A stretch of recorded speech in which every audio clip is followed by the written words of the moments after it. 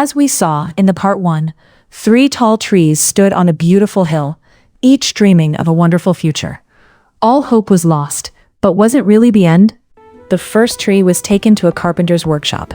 Instead of becoming a magnificent treasure chest, it was carved into a simple manger for animals. The tree felt forgotten and disappointed. One quiet night in Bethlehem, a young couple arrived looking for shelter. There was no room for them anywhere. Soon, a newborn baby was gently laid in the manger. That baby was Jesus, the Son of God. The first tree suddenly realized it was holding the greatest treasure heaven had ever given to the world. Meanwhile, the second tree was built into a small fishing boat. It had dreamed of carrying mighty kings, but now it carried ordinary fishermen across the Sea of Galilee. One day, Jesus stepped into the boat. A violent storm arose, and the frightened disciples cried out for help. Jesus stood and said, "Peace, be still." Instantly, the wind stopped, and the sea became calm.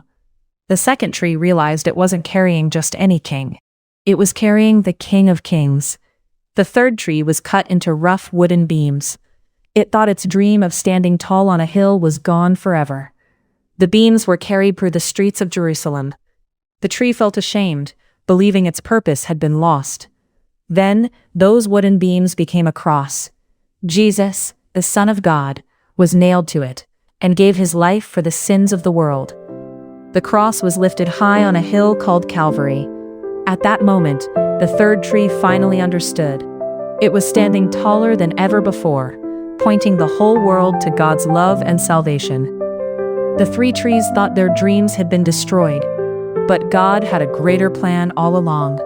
He turned their broken dreams into his perfect purpose. God's plans are always greater than our dreams. What may seem like disappointment or failure can become part of his perfect purpose. Trust him, because he sees the bigger picture. For God bless. Maranatha.